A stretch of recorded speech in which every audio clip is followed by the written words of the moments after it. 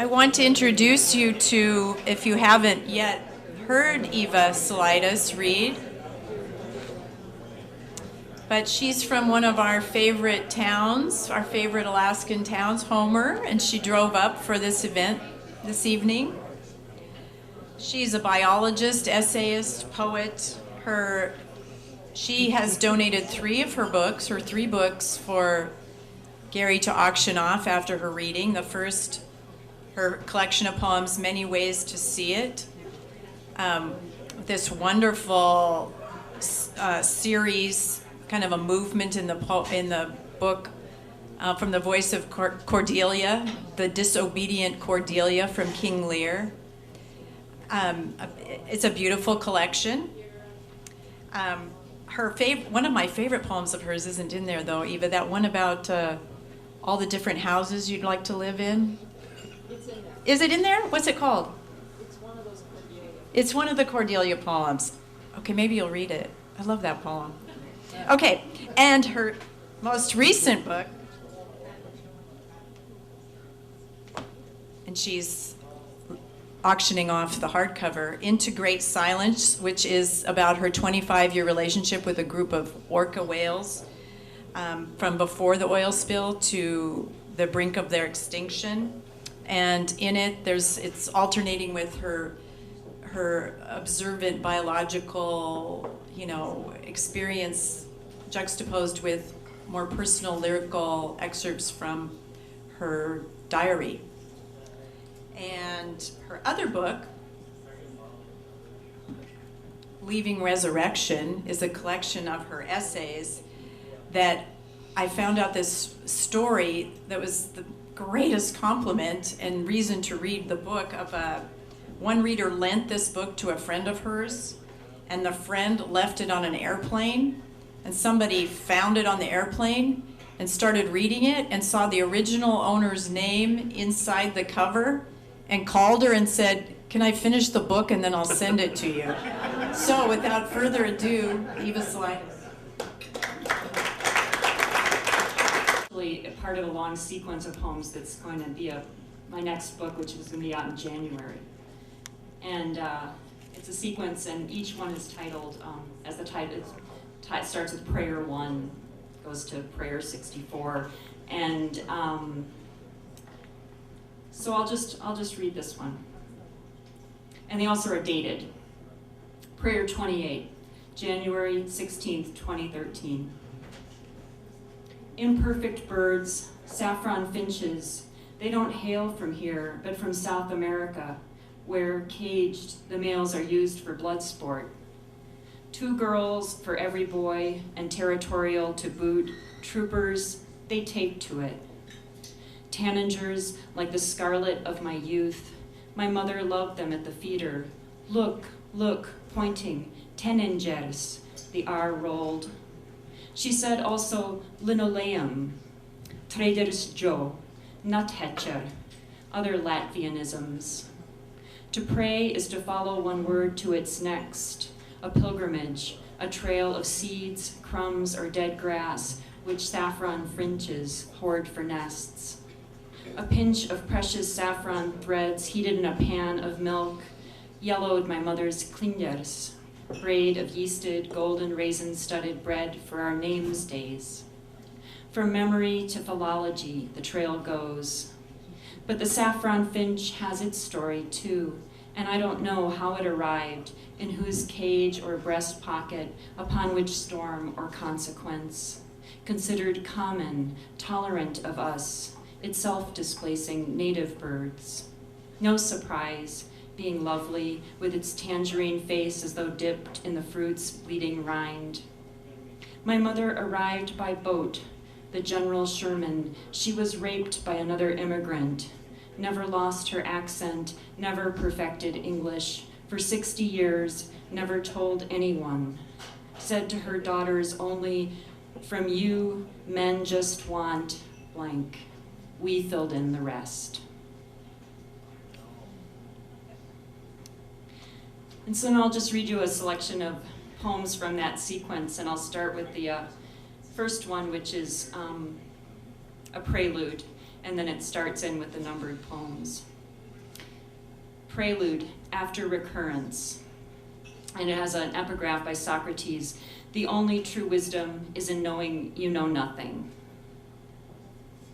As a bird repeats its dumb luck refrain, I sit staring at steam rising off the darkening pond of my teacup, realizing after all these years about him I know nothing. Name, Latin or common, habits or patterns of migration, swag, wing bars or color at nape or crown. And that's a shame, all there is to learn of our shared habits, all I've let flit through the cracks, and now there's the matter of time. As I try to reckon it, I keep being distracted. That bird's incessant nattering, the day breeze flapping washed on the line, the grinding of axles down East End Road. Afternoon lights trill, electrical, along my arm skin. As the wind stalking through the screen sets the chimes to clanging, my body asserts its imperatives. It's left to only this, only you, my fugitive, my intruder, my real. Teach me to pray, I mean surrender, give over. Today came news, abstract, unlyrical. I'm sorry, cells positive for. A year to live or 5, who can tell? This I can say with certainty. The tea is cool, tastes of hibiscus and blackberry. The bird is loud.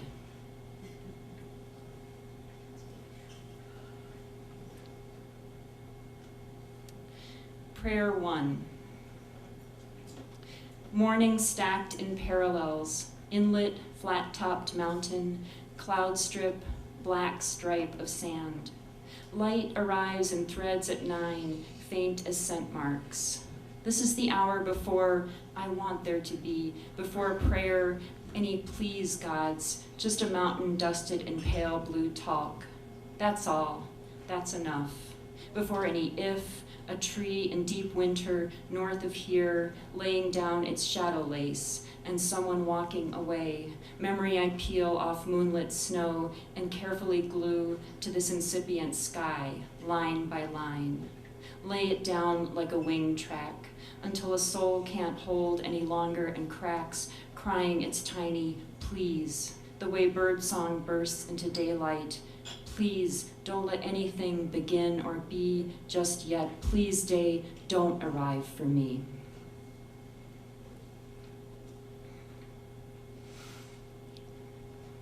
Prayer 3.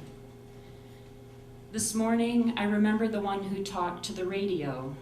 I was building a church out of Lincoln logs, legs akimbo on the rag rug, singing in a mixed-up language baubled with the invented, the broken Latvian, the accented, the foreign, pine cone, chiekos, priest, matzi ties. Determined girl who ventured alone to Mass one Sunday, unwatched by father, distracted by his schnapps and smokes and playing cards. The one who crossed 4 lanes to get there, pushed the heavy doors open, her small voice calling, Mama. Hallowed be the child, palming green apples to the abused mare, girl still shocked and scared after finding the corpse of the blue heron her brother nailed to the ash. Ash Wednesday, forehead smudged, marked for obliteration. Born into immigrant pain, which is peasant, Gregorian.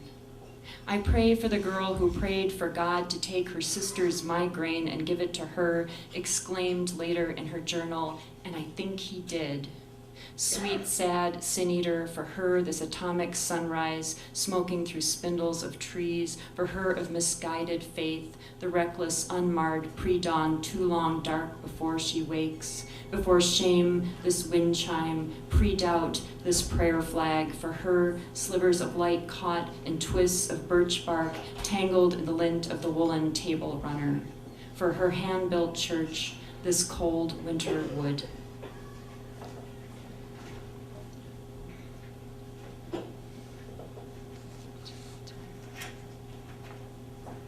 Prayer 5. 1. The ridgeline hones its blade against first light. 9 degrees, unmitigated by a single cloud, the cold is deep and Baltic.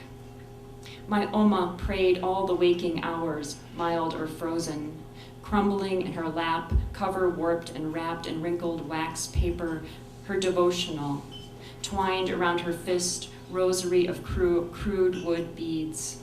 In a peasant tongue, she rocked us. 2. Her name was Veronica. Back to her I trace my route, altar, hymn, prayer card, folk mass, tarot deck, medicine wheel, superstition, I Ching, smudge stick, Virgin of Guadalupe. To her I ascribe my peasant ways, pitchfork, compost heap, potato patch, sorrel blades busting up through a blanket of mulch. Sorrel's lemon tang on my tongue, host of hosts, all the ways I pray. 3. Oma bore 7 sons, 3 daughters in the log sauna on the farm. 1 girl drowned in a water trough, another died of sickness. 1 son, hips dysplastic, crawled a mile along a dirt track to mass. Swore if he walked back, he'd become a priest. By the time the war came, that son was ordained. Another son ordained himself, Waffen SS soldier. He became my father. A boy, he played priest to the fowl and cattle. A man made us kneel on the hardwood floor as penance. Or knee to knee with him in the basement, 1 rosary to share.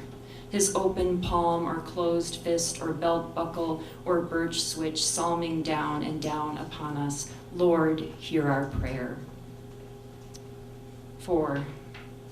There's an impossible way peach alides into blue, then deepens, healing into daylight, and the temperature rises.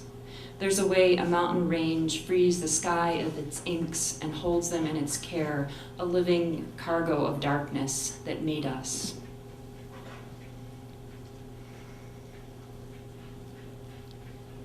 Prayer 21. This is a prayer for the waste.